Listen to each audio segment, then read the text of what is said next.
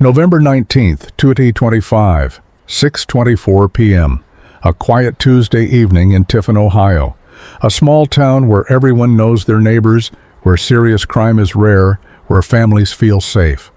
But in the 100 block of Huss Street, a 911 call is about to shatter that peace forever. A mother's frantic voice, screaming in the background, and a scene that would leave even veteran police officers shaken. What officers found when they arrived would become one of the most heartbreaking cases in Seneca County history. This is the story of two children, a helper trying to do the right thing, and a tragedy that experts say was entirely preventable. Tiffin sits about 45 miles southeast of Toledo, a community of roughly 17,000 people. The kind of place where violent crime rarely makes headlines. On this particular Tuesday evening, most residents were settling in for dinner, wrapping up their workday, enjoying the normalcy of small-town life. Then, at exactly 6:24 p.m., Tiffin Police Dispatch received an urgent call. Reports of gunfire, screaming, multiple people down at a residence on Huss Street. Officers from the Tiffin Police Department responded immediately. What they were about to walk into would test every ounce of their training and emotional resilience. But before we get into what officers found at that scene, we need to understand what led to this moment. Because this wasn't random. This wasn't a stranger danger situation.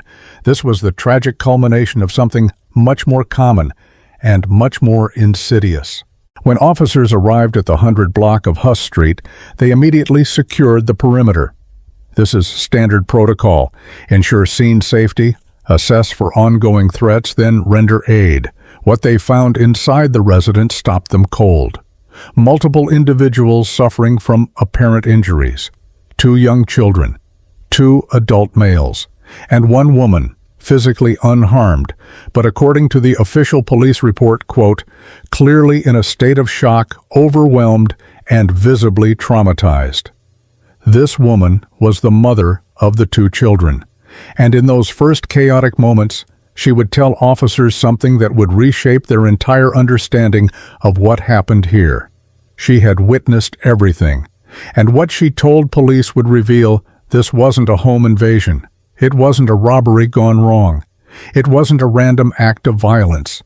It was something far more calculated, far more personal, and far more preventable.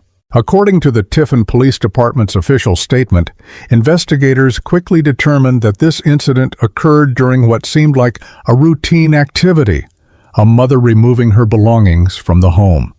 But there was nothing routine about it. The mother had been preparing to leave, preparing to escape. This move wasn't just about packing boxes and finding a new apartment. It was about getting to safety. To help her with this move, she had asked someone she trusted, someone who had every reason to want to help, 29-year-old Dustin Willey. Dustin wasn't just a friend helping out, he was the father of the woman's oldest child, a 7-year-old boy. And on this Tuesday evening, Dustin showed up to do what he'd always done, be there when his son's mother needed help. Friends would later describe Dustin as someone who never hesitated to help anyone. His former boss at Depot Pizza and Tavern, where Dustin had worked since he was a teenager, said he was the kind of person who would drop everything for family. Just 3 days earlier, Dustin had stopped by the restaurant to pick up pizzas. It was for a birthday party. His son had just turned 7 years old on November 14th. Dustin had no idea that helping with this move would cost him his life, because someone else had very different plans for that evening. Dustin had no idea that helping with this move would cost him his life, because someone else had very different plans for that evening.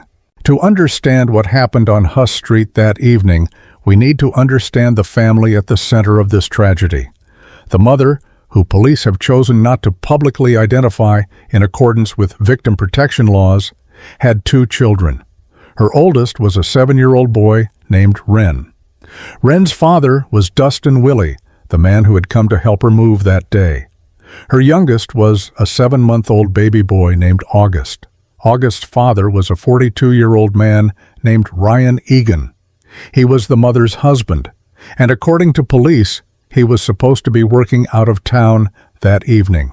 But here's where the investigation takes a critical turn. According to what the mother told police, and what investigators would later confirm through evidence, there had been ongoing issues in the home. The kind of issues that made her realize she needed to leave, permanently. So she made a plan. Experts in domestic violence will tell you that leaving is the most dangerous time. Statistics show that the period during and immediately after separation is when the risk of harm increases dramatically. This mother understood that risk. That's why she arranged to move out while Ryan was supposed to be away. That's why she asked Dustin, someone she trusted, someone who cared about her oldest child, to help her. She was trying to do everything right. She was following the safety guidelines that experts recommend. Let's talk about Wrenn for a moment, because understanding who these children were isn't just important. It's essential. Wrenn Willey was 7 years old. He was a first grader at Washington School here in Tiffin. Teachers described him as intelligent, energetic, and funny. The kind of kid who lit up a classroom. But what everyone remembered most about Wrenn was how excited he was to be a big brother. Just 5 days before this tragedy, Wrenn had celebrated his 7th birthday. There was a party, pizza from his dad's old workplace, friends, laughter, all the things a 7-year-old's birthday should be. Wrenn had no idea that in less than a week, his world and his mother's carefully planned escape would be interrupted in the worst way imaginable. And then there was August, 7 months old. At that magical age when babies are just starting to interact with the world in new ways, just starting to recognize faces, just starting to babble and form sounds. According to his grandmother, August had recently started saying his first word, Mom. Think about that for a moment. This baby had just learned to call for his mother, had just formed that connection between sound and the person who meant safety, comfort, love. These were the two children waiting outside near the vehicle that Tuesday evening, while their mother and Dustin packed boxes inside, while they tried to create a safer future for this blended family.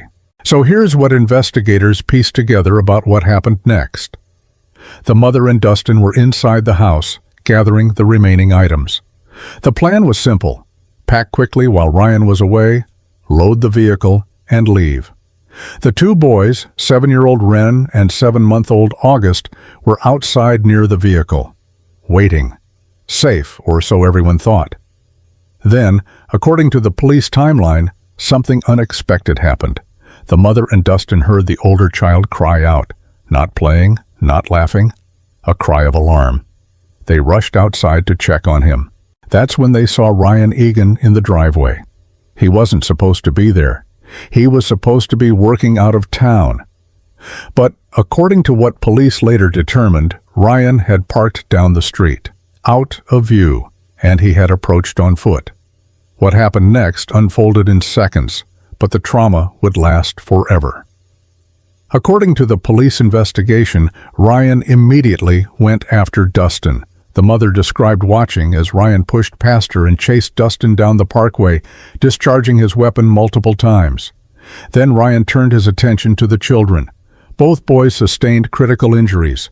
Then Ryan continued to target Dustin before ultimately taking his own life with a single self-inflicted wound. The mother, this woman who had done everything she could to plan a safe escape, was now faced with every parent's nightmare. She carried both of her injured children back inside the home. She called 911, and she stayed with them, trying desperately to help them hold on until first responders could arrive. But for these two innocent children, and for Dustin Willey, a man who was simply trying to help, it was already too late. The mother, this woman who had done everything she could to plan a safe escape, was now faced with every parent's nightmare. She carried both of her injured children back inside the home. She called 911, and she stayed with them, trying desperately to help them hold on until first responders could arrive.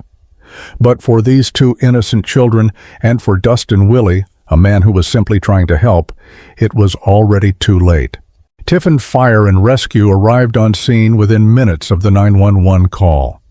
These first responders encountered a situation that, by all accounts, was unlike anything they'd dealt with in this quiet Ohio community. Dustin Willey was immediately transported to Tiffin Mercy Hospital. Medical personnel fought to save his life, but the injuries he had sustained were too severe. Dustin was pronounced deceased at the hospital. 7-year-old Wrenn was also rushed to the hospital, where doctors and nurses did everything in their power to save him. His mother rode with him, holding his hand, talking to him. But Wrenn's injuries were also too extensive. He passed away at the hospital. 7-month-old August and Ryan Egon were pronounced deceased at the scene. In total, 4 lives were lost in a matter of minutes on Huss Street that evening. The only person who walked away physically unharmed was the mother. But as the police report noted, she was clearly traumatized by what she had witnessed and experienced. She had watched her children and the father of her oldest child lose their lives. She had carried her babies. She had tried to save them. And now she would have to find a way to live with that unbearable trauma. In the days following this tragedy, the children's grandmother, a woman named Carrie Green, made a public statement that went viral across Ohio and beyond. Her words were raw, heartbreaking, and urgent. She described watching her grandson Wrenn take his first breath 7 years ago when he was born. And then she described watching him take his last breath in that hospital room as her daughter Raven, Wrenn and August's mother, held him and told him it was okay to let go. Carrie's message wasn't just about grief, though the grief was profound. Her message was about prevention. Carrie wrote, and I'm quoting from her public statement, "If you are in a domestic violence situation, please listen to your instincts. Leave now." She went on to describe how Dustin Willey, despite whatever ups and downs he'd had with Raven over the years, had stepped up that day because he wanted to help get his son and others to safety. Carrie called him an amazing father and person who would be terribly missed. And she described her grandsons, Wrenn, intelligent, energetic, funny, who had just turned 7, and August, a butterball of love and cuddles, who had just started saying the word Mom. Carrie created a fundraising page to help support her daughter through this unimaginable loss, to help with trauma counseling, to help with the fact that Raven, understandably, will not be able to return to work for the foreseeable future. But more than money, Carrie's plea was for awareness, for action, for other families to recognize the warning signs and get help before it's too late. The impact of this tragedy rippled throughout Tiffin in ways this small community had never experienced. Depot Pizza and Tavern, where Dustin had worked since his teenage years, posted a heartfelt tribute. They called him part of their family, someone who was always willing to help out, who showed up every winter when he was laid off from his seasonal job. Their hearts, they said, were broken. Washington School, where Wrenn was a first grader, held moments of silence. Counselors were brought in. Parents held their own children a little tighter.